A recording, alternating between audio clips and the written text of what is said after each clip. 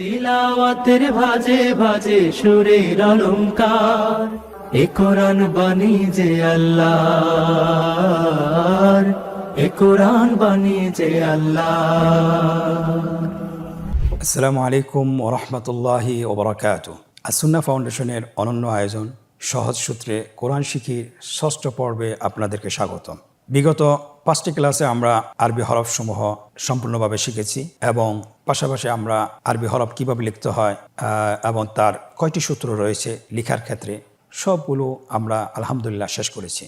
আজকে আমরা শিখব আরবি হরফের যুক্ত অক্ষর। আমরা জানি যে হরফগুলো এককভাবে লিখলে এক ধরনের আকৃতি তৈরি হয়, আর যদি আমরা হরফগুলোকে আমরা পরস্পরের সাথে সংযুক্ত করে লিখি তাহলে আকৃতির ভিন্নতা দেখা যায়। আপনি যদি আরবিতে একটি শব্দ লিখতে চান তাহলে বেশিরভাগই আরবি হরফের আসল রূপ দেখা যায় না, সেখানে দেখা যায় আপনার আরবি হরফের পরিবর্তন দেখা যায়।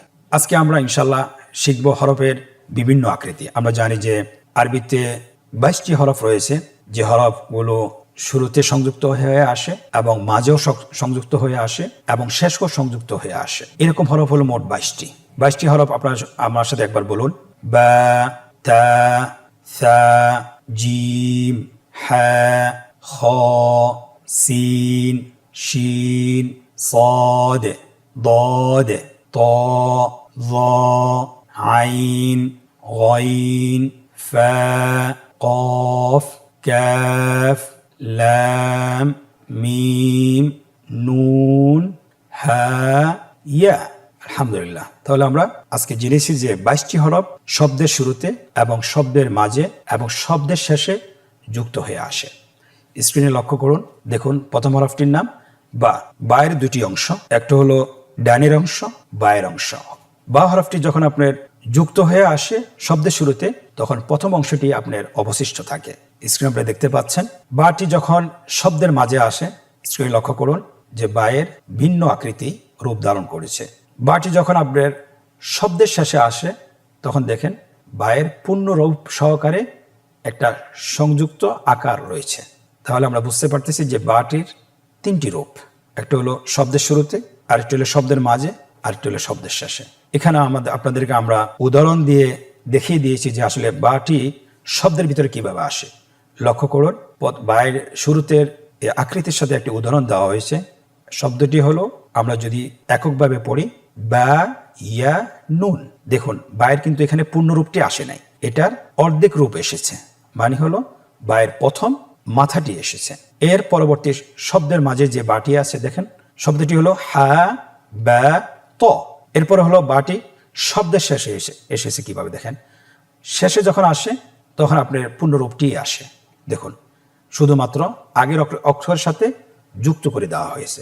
এরপরে শেষের রূপটা আপনারা দেখতে পাচ্ছেন যে এখানে বার, শুরু এবং মাঝের এবং শেষের 3টি রূপকে একসাথে করে দেওয়া হয়েছে, যাতে করে আপনারা একসাথে আপনি দেখতে পারেন এবং বুঝতে পারেন। সম্মানিত শিক্ষার্থী, আমরা এখন শিখব যে আসলে বা হরফটি কিভাবে লিখতে হয় অথবা যুক্ত হয়ে হরফটি কিভাবে লেখা হয়। আপনারা স্ক্রিনের দিকে লক্ষ্য করুন, বাটি কিভাবে লেখা হয়েছে। এর পরবর্তী অক্ষর দেখেন, শব্দের মাঝের বাটি কিভাবে লিখতে হয় লেখা হচ্ছে। এরপরে দেখুন শব্দের শেষে কিভাবে লেখা হয়েছে। এরপরে 3টা অক্ষর, শব্দের শুরু এবং শব্দের মাঝে এবং শব্দের শেষে কিভাবে লিখতে হয় একসাথে লেখা হচ্ছে। আলহামদুলিল্লাহ, বা অক্ষরটি লেখা সম্পন্ন হয়েছে। এখানে আমাদের একটা জিনিস খেয়াল রাখতে হবে যে যুক্ত অক্ষর শেখার ক্ষেত্রে অবশ্যই আপনার হরফের প্রথম অংশ খেয়াল রাখতে হবে এবং নোক্তার প্রতি খেয়াল রাখতে হবে। নোক্তার অনেক ভূমিকা রয়েছে। আমরা জানি যে নোক্তা নিচে হলে কি হয়, উপরে হলে কি হয়, মাঝখানে হলে কি হয়, সেটা আমরা হরফগুলো আগে যেগুলো শিখেছি সেগুলো থেকে আমরা বুঝতে পারবো। যুক্ত অক্ষরের দ্বিতীয় হরফ তা। স্ক্রিনে লক্ষ্য করুন, তা হরফটি সেম একদমই বায়ের মতো। আমরা যদি শব্দের শুরুতে লিখতে হয়, আমরা বা যেভাবে লিখেছি, বায়ের নোক্তা শুধুমাত্র নিচে দিয়েছি। এখানে শুধুমাত্র এই বায়ের যে নিচের নোক্তাটা আছে সেটাকে মুছে উপরে 2টা নোক্তা বসিয়ে দিলে তা হয়ে যাবে। স্ক্রিনে লক্ষ্য করুন, দেখুন শব্দের শুরুতে তা কিভাবে লেখা হয়েছে, শব্দের মাঝখানে এবং শব্দের শেষে। এর সাথে আমরা শব্দের শুরুতে আমরা একটা উদাহরণ নিয়ে এসেছি। উদাহরণটি হলো তা, লাম, কাফ। এর পরবর্তী উদাহরণ ইয়া, তা, মিম। এরপরে দেখুন শব্দের শেষে তায়ের অবস্থান, বা, ইয়া, তা। তায়ের পূর্ণ আকৃতি ধারণ করেছে। এরপরে নিচের রোতে দেখুন আমরা শব্দের শুরু, শব্দের মাঝে এবং শব্দের শেষে কিভাবে তাটি আসে একসাথে আমরা দেখিয়েছি। তাহলে আপনারা আসলেই বুঝতে পারছেন আশা করি ইনশাআল্লাহ। এখন আমরা যুক্ত আকারের লিখন রূপ শিখব, যে তা কিভাবে লিখতে হয়। আমরা আগের যে হরফটি শিখেছি বা যেভাবে লিখতে হয় সেভাবে লিখব। স্ক্রিনে দেখানো হচ্ছে, দেখুন তাটি কিভাবে লেখা হচ্ছে। বা লিখেছি আমরা, নোক্তা দিয়েছি নিচে, আর এখানে তা লেখার ক্ষেত্রে আমাদের নোক্তা দিতে হবে উপরে, শব্দের শুরুতে এবং শব্দের মাঝে এবং শব্দের শেষে এবং একসাথে। আলহামদুলিল্লাহ, লেখা সম্পন্ন হয়েছে। আশা করি আপনারা বুঝতে পেরেছেন। প্রিয় শিক্ষার্থী, এখন আমরা তা হরফটির আকৃতি শিখব। আমরা বা তা যেভাবে লিখেছি সেম একই, বায় নোক্তা দিয়েছি নিচে, তায় নোক্তা দিয়েছি উপরে 2টি নোক্তা, আর তা উপরে নোক্তা দিব, কিন্তু আমাদেরকে 3টা নোক্তা বসাতে হবে। শুধুমাত্র সায়ের একটা অংশ লিখে 3টা নোক্তা বসিয়ে দিলে শব্দের শুরুর সা হয়ে যাবে, এবং 3টা নোক্তা মাঝখানে দিলে শব্দের মাঝের সা হয়ে যাবে, এবং সা হরফের পূর্ণরূপ যদি আমরা শব্দের শেষে বসিয়ে দিই তাহলে এটা শব্দের শেষের সা হয়ে যাবে। আপনারা স্ক্রিনে দেখতে পাচ্ছেন। এর সাথে আমরা 3টা উদাহরণ নিয়ে এসেছি শব্দের শুরুতে, যেমন সা মিম, এবং শব্দের মাঝখানে কিভাবে লিখতে হয়, মিম সা লাম। মিম এবং লামের মাঝখানে সাটি এসেছে, কিভাবে লিখতে হয় দেখুন। এরপরে শব্দের শেষে কিভাবে লিখতে হয়, শব্দটি হলো হা ইয়া সা। আপনারা যদি বারবার প্র্যাকটিস করেন ইনশাআল্লাহ দেখতে দেখতে আপনার হরফগুলো আপনি চিনে যাবেন। এখন আমরা সায়ের লিখন রূপ শিখব। আমরা একটু আগে বা তা যেভাবে লিখেছি সেভাবে সাটাও আমরা লিখে ফেলব। সায়ের 3টি নোক্তা আপনি বসিয়ে দিন। দেখুন, শব্দের শুরুতে, শব্দের মাঝে, শব্দের শেষে, এবং 3টা অবস্থানকে একসাথে রেখে হরফগুলো লেখা হয়েছে। দেখেন, তার 3টা অবস্থান, শুরুর, মাঝের এবং শেষের, একসাথে লেখা হয়েছে। আলহামদুলিল্লাহ। জিম হরফটি শব্দের শুরুতে কিভাবে আসে আপনারা দেখতে পাচ্ছেন স্ক্রিনে। জিম হরফটির প্রথম অংশটা নিয়ে আসতে হয়, নিচের অংশটাকে কেটে দিতে হয়, এটা শুরুর জিম হয়ে যাবে। মাঝখানেও দেখেন শুরুর জিমটা নিয়ে আসতে হবে, আগের যে দাগটা আসে সে দাগটা থাকবে, এটাকে বলা হয় যুক্ত দাগ। এই যুক্ত দাগটা যদি আমরা নিয়ে আসি তাহলে আপনার শব্দের মাঝের জিম হয়ে যাবে। এরপরে শব্দের শেষে জিমের কি রূপ ধারণ করে দেখুন আপনার স্ক্রিনে, পরিপূর্ণ রূপ এসেছে আলহামদুলিল্লাহ। শুধুমাত্র যুক্ত দাগটা আপনাকে এখানে অ্যাড করে দিলে হয়ে যাবে। এর সাথে আমরা 3টি উদাহরণ নিয়ে এসেছি। শব্দের শুরুতে জিমের অবস্থান, শব্দের মাঝে জিমের অবস্থান এবং শব্দের শেষে জিমের অবস্থান আপনারা দেখতে পাচ্ছেন। শব্দের শুরুতে জিমের অবস্থান দেখুন, উদাহরণটি লেখা আছে জিম বা লাম। এরপরে জিমটি মধ্যে কিভাবে এসেছে অথবা শব্দের মাঝে কিভাবে এসেছে লক্ষ্য করুন। এখানে উদাহরণটি দেওয়া আছে শিন জিম র। জিমটাকে এইভাবে লিখতে হবে যেভাবে আপনি স্ক্রিনে দেখতে পাচ্ছেন। এর পরবর্তী হলো শব্দের শেষের জিম। জিমটি শব্দের শেষে যখন আসছে তখনই তার পরিপূর্ণ রূপ ধারণ করেছে আলহামদুলিল্লাহ। তাহলে আমরা সহজেই বুঝতে পারতেছি যে শব্দের শুরুতে কিভাবে আসে, মাঝে কিভাবে আসে এবং শেষে কিভাবে আসে। এখন আমরা যেভাবে এখানে পড়েছি লেখার ক্ষেত্রেও সেভাবে আমরা লিখব। শুধুমাত্র জিম এর নিচের অংশটি আমরা লিখব না।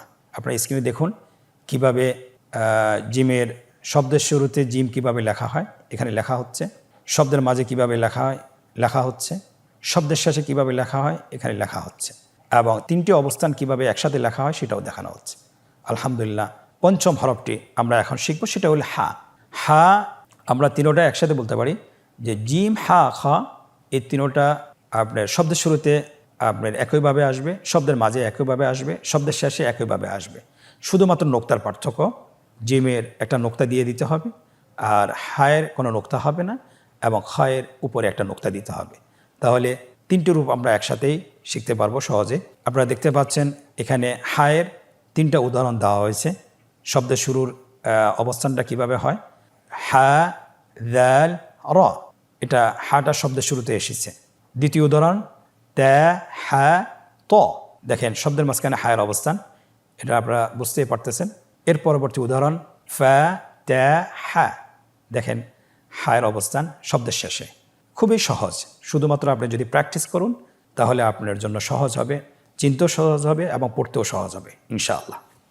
প্রিয় শিক্ষার্থী বন্ধুরা, এখন আমরা খায়ের যুক্ত আকৃতি শিখব, যে কিভাবে শব্দের শুরুতে লিখতে হয়, শব্দের মাঝে লিখতে হয়, শব্দের শেষে লিখতে হয়। স্ক্রিনের দিকে লক্ষ্য করুন, আমরা দেখিয়ে দিয়েছি শব্দের শুরুতে খায়ের অবস্থান এবং শব্দের মাঝে খায়ের অবস্থান এবং শব্দের শেষে খায়ের অবস্থান। এটার উদাহরণগুলো লক্ষ্য করুন। শব্দের শুরুতে খটা কিভাবে এসেছে, খ তা মিম। দেখুন খটাকে তার সাথে কীভাবে সংযুক্ত করা হয়েছে খুব সহজে। দ্বিতীয় অবস্থান শব্দের মাঝে ফা খ দাল। তৃতীয় অবস্থান শব্দের শেষে শিন ইয়া খ। আমরা বুঝতে পারতেছি যে হরফগুলোর আকৃতি খুবই সহজ। শুধুমাত্র আমরা একটা আকৃতি যদি শিখি, মানে গ্রুপ ওয়াইজ যদি আমরা শিখি, যেহেতু জিম হা খ একটা গ্রুপের, যদি আমরা একটার আকৃতি শিখতে পারি বাকিগুলো আকৃতি সহজে আমরা শিখতে পারবো এবং লিখতে পারবো, খুবই সহজে বুঝতে পারবো ইনশাআল্লাহ।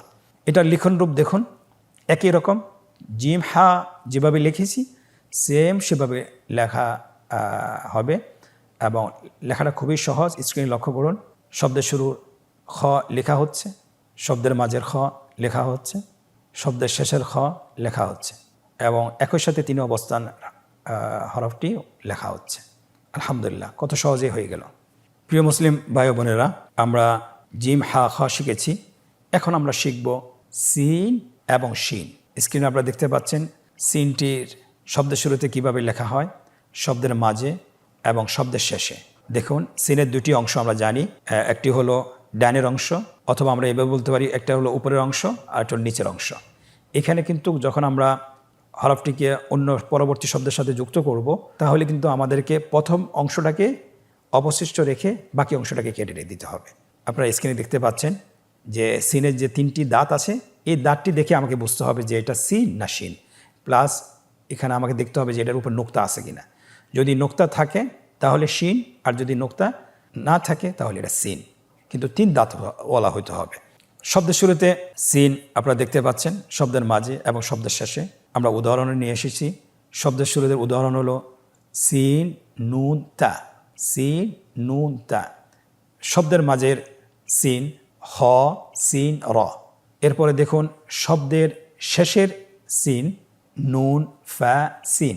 দেখুন ফায়ের পরে অক্ষরটিকে কিভাবে যুক্ত করা হয়েছে। এখন আমরা দেখতে পাচ্ছি যে তিনটা অবস্থানকে একটি শব্দে লেখা হয়েছে, শব্দের শুরু, শব্দের মাঝে এবং শব্দের শেষে। আপনারা নিচের গঠটিতে দেখতে পাচ্ছেন সিন সিন সিন। এখন আমরা শিখব যে লিখন রূপ। সিনটা আমরা কিভাবে লিখব, খুবই সহজ। শুধুমাত্র আপনি শুরুতে লিখলেও তিনটে দাঁত থাকবে, আপনি যদি মাঝেও লেখেন তিনটি দাঁত থাকবে, আর শেষে লিখলে পরিপূর্ণ রূপ ধারণ করবে, খুবই সহজ। আপনি স্ক্রিনে দেখুন, শব্দের শুরুতে লেখা হচ্ছে, শব্দের মাঝে লেখা হচ্ছে, শব্দের শেষে লেখা হচ্ছে এবং তিনোটা একসাথে লেখা হচ্ছে। আলহামদুলিল্লাহ।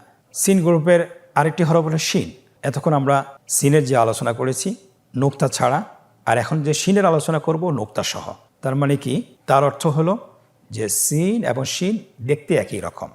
এটা যখন শব্দের শুরুতে আসবে, শব্দের মাঝে আসবে, শব্দের শেষে আসবে, দেখতে একই রকম, শুধুমাত্র নোক্তার পার্থক্য রয়েছে। সিনের উপরে তিনটা নোক্তা থাকবে না, কিন্তু শিনের উপর তিনটা নোক্তা থাকবে। আপনারা স্ক্রিনের দিকে লক্ষ্য করুন, শিনটি শব্দের শুরুতে কীভাবে আসছে, শব্দের মাঝে, শব্দের শেষে। উদাহরণটি দেখুন, শব্দের শুরুতে শিন হা দাল, শব্দের মাঝে আইন শিন র, শব্দের শেষে বা ত শিন। শিনটাকে শব্দের শেষে যুক্ত করা হয়েছে কিভাবে। শেষের লাইনে দেখুন তিনটি অবস্থানকে একই শব্দে লেখা হয়েছে, শিন শিন শিন। আমরা এখন শিনের লিখন রূপ শিখব। যেভাবে সিনের লিখন রূপ শিখেছি একইভাবে শিনের লিখন রূপ শিখব। পার্থক্য হলো শুধু নোক্তার। দেখুন তিনটি দাঁত শব্দের শুরুতে কিভাবে লেখা হচ্ছে, তিনটি দাঁতওয়ালা শিন, উপরে তিনটা নোক্তা আছে। শব্দের মাঝে কিভাবে লেখা হচ্ছে, শব্দের শেষে কিভাবে লেখা হচ্ছে, এবং তিনটে অবস্থান একই শব্দে লেখা হচ্ছে। দেখেন শিন শিন শিন, শব্দের শুরুতেও সংযুক্ত হয়ে এসেছে, মাঝেও সংযুক্ত হয়ে এসেছে এবং শেষও সংযুক্ত হয়েছে। আশা করি আলহামদুলিল্লাহ আপনারা আকৃতি শিখতে পেরেছেন। প্রিয় শিক্ষার্থীবৃন্দ, আরবি হরফের আরেকটি গ্রুপ হলো সদ দদ। সদ দদ শব্দের শুরুতে কীভাবে আসে আমরা জানি। সদের দুটি অংশ, একটা হলো ডানের অংশ, আরটা হলো বায়ের অংশ। ডানের অংশটি উপরে, বায়ের অংশটি নিচে। শব্দের শুরুতে অথবা শেষে যদি যুক্ত করতে হয়, নিচের অংশটিকে আপনি কেটে দিতে হয়, শুধুমাত্র ডানের অংশটিকে অবশিষ্ট রাখতে হয়। স্ক্রিনে আপনারা লক্ষ্য করুন সদটি শব্দের শুরুতে কীভাবে লেখা হয়, সদ মাঝখানে এবং শেষে, শব্দের শেষে। আমরা শব্দের শুরুতে সদ কীভাবে যুক্ত হয় আপনারা উদাহরণটি দেখলে বুঝতে পারবেন। উদাহরণটি হলো সদ মিম। শব্দের মাঝের সদ কিভাবে লিখতে হয় আপনারা স্ক্রিনে দেখুন। উদাহরণটি দেওয়া আছে, মিম সদ র। শব্দের শেষে সদের অবস্থান, উদাহরণটি লক্ষ্য করুন, নুন কফ সদ।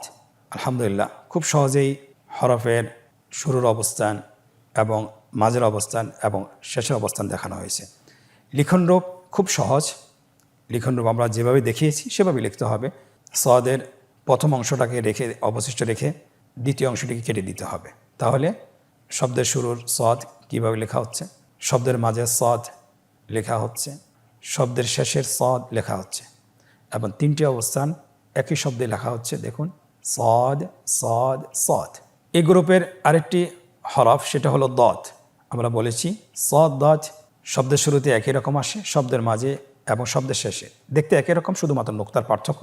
আপনি সদের উপর কোনো নোক্তা নেই, আপনি দেখতে পাচ্ছেন, শুধুমাত্র সদের উপর একটা নোক্তা বসিয়ে দিলে দদ হয়ে যাবে। শব্দের শুরু এবং শব্দের মাঝের এবং শব্দের শেষের অবস্থান তিনটি আমরা দেখিয়েছি, উদাহরণ সহ নিয়ে এসেছি।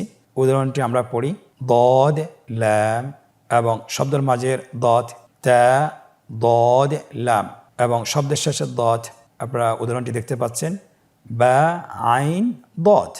তাহলে খুব সহজেই আপনার দদ হরফটি তার তিনটি অবস্থান আমরা চিনতে পেরেছি এবং আত্মস্থ করতে পেরেছি। এখন আমরা তার লিখন রূপটা দেখাবো, যেভাবে আমরা এখানে উদাহরণ সহকারে দেখিয়েছি। আপনার লিখন রূপের ক্ষেত্রে সেম, আপনি এককভাবে লিখতে পারেন দদ হরফটি, এরপরে নিচের অংশটা কেটে দেন, এটা শুরুর দদ হয়ে যাবে।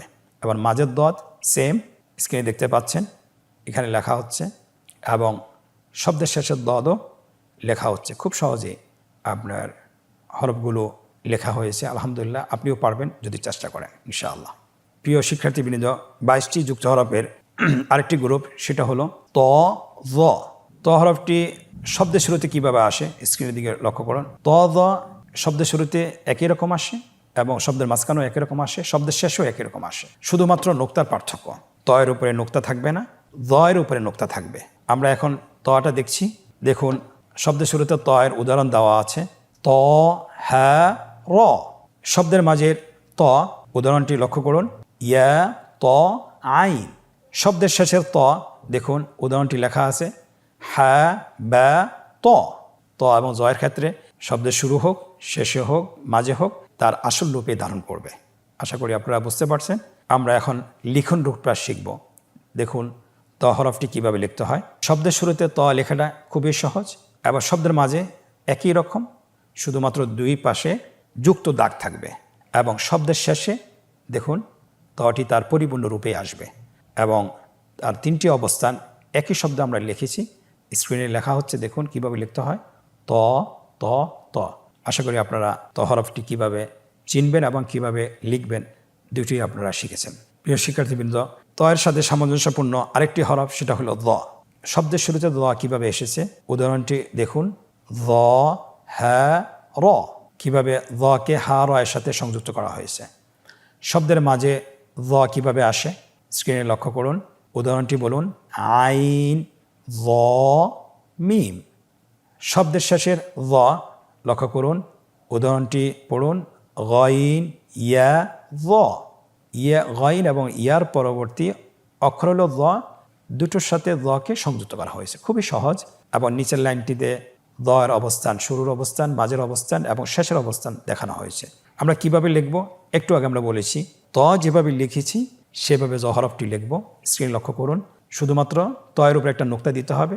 শুরুর অবস্থানের দ লেখা হচ্ছে, শব্দের মাঝের দ এর অবস্থান লেখা হচ্ছে এবং শব্দের শেষের অবস্থান দ লেখা হচ্ছে এবং তিন অবস্থানকে একই শব্দে লেখা হচ্ছে। দেখুন, দ দ দ। আশা করি আপনারা হরফগুলো বুঝতে পেরেছেন এবং চিনতে পেরেছেন এবং আশা করি যখন আপনি এটা বারবার প্র্যাকটিস করবেন, কোরআন পড়বেন, আপনি সহজে এটা চিনতে পারবেন ইনশাআল্লাহ। সম্মানিত ভাই বোনেরা, 22টি হরফের আরেকটি গ্রুপ হলো আইন এবং গইন। আইন এবং গইন। আইন এবং গইন শব্দের শুরুতে কিভাবে আসে আপনারা স্ক্রিনের দিকে লক্ষ্য করুন, শব্দের মাঝে এবং শব্দের শেষে, শুধুমাত্র নোক্তার পার্থক্য আপনারা উদাহরণসহ দেখতে পাচ্ছেন। শব্দের শুরুতে আইন কিভাবে লিখতে হয় উদাহরণটি দেখুন, আইন ল্যাম মিম। শব্দের মাঝের আইন বা আইন দাল। শব্দের শেষের আইন তার পূর্ণ আকৃতি এসেছে বা ইয়া আইন। শেষ লাইনে দেখুন শব্দের 3টে অবস্থান একসাথে লেখা হয়েছে। আইনটি যুক্ত হয়ে আসেছে প্রত্যেকটি অবস্থানে, শুরুতে, মাঝে এবং শেষে। আইন আইন আইন। আইন হরফটি কীভাবে লিখতে হবে? খুবই সহজ। আপনি যদি শব্দের শুরুতে লিখতে হয়, আইনের প্রথম অংশটি অবশিষ্ট রেখে দ্বিতীয় অংশটি কেটে দেন। আইন তার শুরুর অবস্থানটি অবশিষ্ট থাকবে। এবং শব্দের মাঝে লিখতে হয়, আপনারা স্ক্রিনে দেখতে পাচ্ছেন। এবং শব্দের শেষেও আপনার যদি আইনটি আসে, এটারও একটু ভিন্ন রূপ ধারণ করে। আপনারা দেখতে পাচ্ছেন কীভাবে লিখতে হয় আইনটা। স্ক্রিনের দিকে লক্ষ্য করুন, লেখা সম্পন্ন হয়েছে। এবং আইনটি একই সাথে শব্দের শুরুর, মাঝের এবং শেষের কীভাবে লিখতে হয় এটা স্ক্রিনের দিকে লক্ষ্য করুন। আইন আইন আইন। আলহামদুলিল্লাহ, সম্পন্ন হয়েছে। এই গ্রুপের আরেকটি হরফ গইন। শব্দের শুরুতে গইনের অবস্থান গইন ইয়া র। শব্দের মাঝের অবস্থান বা গইন ইয়া, এবং শব্দের শেষের অবস্থান বা লাম গইন। এবং 3টে অবস্থানকে একই শব্দে লেখা হয়েছে, একই শব্দে দেখানো হয়েছে। দেখুন গইন গইন গইন। আমরা এখন লিখন রূপটা শিখব। লিখন রূপটা আমরা বলেছি দেখতে আইনের মতোই। আইন যেভাবে লিখেছি শব্দের শুরুতে, শব্দের মাঝে, শব্দের শেষে, তেমনিভাবে গইনটিও আমরা সেভাবে লিখব। স্ক্রিনে লেখা হচ্ছে শব্দের শুরুতে, শব্দের মাঝে, শব্দের শেষে, এবং 3টে অবস্থান একই শব্দে লেখা হচ্ছে। লেখা সম্পন্ন হয়েছে। আলহামদুলিল্লাহ, আশা করি আপনারা বুঝতে পেরেছেন। সম্মানিত প্রিয় ভাই ও বোনেরা, আমরা এখন একটি আনন্দদায়ক পর্বে প্রবেশ করব। যে এতক্ষণ ধরে আমরা যে পড়াগুলো পড়তেছিলাম, যে পাঠগুলো পড়তেছিলাম, যে শব্দের অবস্থানগুলো শুরুর এবং মাঝের এবং শেষের অবস্থানগুলো যে পড়তেছিলাম, কতটুকু আমরা আত্মস্থ করতে পেরেছি সেটা আমরা এখন নিজেদেরকে যাচাই করব। প্রথম পর্বে বলা হয়েছে আমাদেরকে নিম্নোক্ত হরফগুলো সঠিকভাবে উচ্চারণ করুন। আমরা যেহেতু একক হরফ শিখেছি এবং যুক্ত অক্ষরও শিখেছি, এই জন্যে আমরা এখন কতটুকু আসলে আত্মস্থ করতে পেরেছি, কতটুকু হরফগুলো আমরা দেখে চিনতে পারবো, সেটা এখন আমরা নিজেদেরকে যাচাই করতে পারবো। আপনারা এখানে দেখুন, স্ক্রিনের দিকে লক্ষ্য করুন এবং বলুন তে জে খ বে। পরবর্তী শব্দ তে বে তে। দেখুন আমরা নোক্তা দেখে কিন্তু চিনিয়ে ফেলতেছি। পরবর্তী শব্দ শিন জিম র র বে হ্যা তে হ্যা তে জিম র বে আইন হ্যা صاد ضاد عين غين ظا سين عين فاء نون ثاء باء تاء سين باء حاء طاء باء خاء। আশা করছি আপনারা হরফগুলো বলতে পেরেছেন সঠিকভাবে। আপনার আশেপাশে যে সকল বন্ধুবান্ধব আছে, আপনারা তাদের সাথে তাকরার করতে পারেন, একে অপরকে জিজ্ঞাসা করতে পারেন। যদি সকলে পারে তাহলে বুঝতে পারবেন আপনিও পেরেছেন ইনশাআল্লাহ, আশা করি। এই অনুশীলনের দ্বিতীয় পর্ব, হরফের সাথে রেখা টেনে যুক্ত আকৃতির হরফের মিল করুন। আমরা জানি প্রত্যেকটি হরফের যুক্ত আকৃতি রয়েছে। সো ডান পাশে, ডান কলামে একক হরফগুলো লেখা হয়েছে এবং বাম কলামে যুক্ত আকৃতির হরফগুলো লেখা হয়েছে। শুধুমাত্র আপনাকে যেটা করতে হবে, হরফের সাথে যুক্ত আকৃতির হরফের মিল করতে হবে। প্রথম হরফটি হলো বা। আপনি দেখুন বায়ের যুক্ত আকৃতি হরফ কোন জায়গায় আছে, বায়ের সাথে তার সাথে রেখা টেনে মিল করুন। স্ক্রিনে লক্ষ্য করুন, রেখা টেনে মিল করা হচ্ছে। বায়ের সাথে বা, তায়ের সাথে তা, সায়ের সাথে সা। এইভাবে সবগুলো দেখেন আপনার মিলে গেছে। আলহামদুলিল্লাহ, কত সহজেই হরফগুলো যুক্ত অক্ষরের সাথে মিল করা হয়েছে। আলহামদুলিল্লাহ। আজকের অনুশীলনের তৃতীয় পর্ব, যে নিম্নে যুক্ত আকৃতির হরফগুলো সঠিক স্থানে লিখতে হবে। আপনারা দেখতে পাচ্ছেন এখানে কিছু কলাম দেওয়া হয়েছে, ঘর দেওয়া আছে। উপরে একটা রোতে যুক্ত আকৃতির হরফগুলো লেখা হয়েছে, আর 3টে অবস্থান দেওয়া হয়েছে, শুরুর এবং মাঝের এবং শেষের। আপনার কোন আকৃতিটি কোন জায়গায় বসবে এটা আপনাকে নিজেই নির্ধারণ করতে হবে। স্ক্রিনে লক্ষ্য করুন, প্রথমে ফা লেখা হচ্ছে, এই অক্ষরটি শব্দের শেষে বসবে, এই জন্য শেষের রোতে লেখা হচ্ছে। ত শব্দের শেষে, বা শব্দের শুরুতে, হা শব্দের শুরুতে, সিন শব্দের শুরুতে।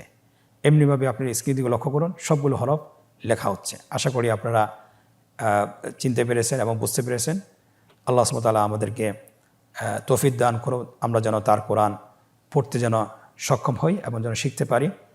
এবং আপনাদের প্রতি নসিহত থাকলো যে আমরা যে অনুশীলনগুলো শিখব, বাসায় চেষ্টা করবো আরেকবার অনুশীলন করার জন্য, বারবার অনুশীলন করার জন্য। এবং যে লেসনগুলো আমরা এখন এই ভিডিওতে লাইভে পড়াচ্ছি, সেগুলো আমরা বাসায় অবসর সময় 10 থেকে 20 মিনিট অবশ্যই অনুশীলন করব। আল্লাহ সুবহানাহু ওয়া তাআলা আমাদেরকে তৌফিক দান করুন। আজকের ষষ্ঠ পর্ব থেকে বিদায় নিচ্ছি। জাযাকুমুল্লাহ খায়ের। পরবর্তী পর্বে আবারও দেখা হবে। আসসালামু আলাইকুম ওয়া রাহমাতুল্লাহি ওয়া বারাকাতুহু। আসুন্নাহ ফাউন্ডেশন, উম্মার স্বার্থে সুন্নাহর সাথে।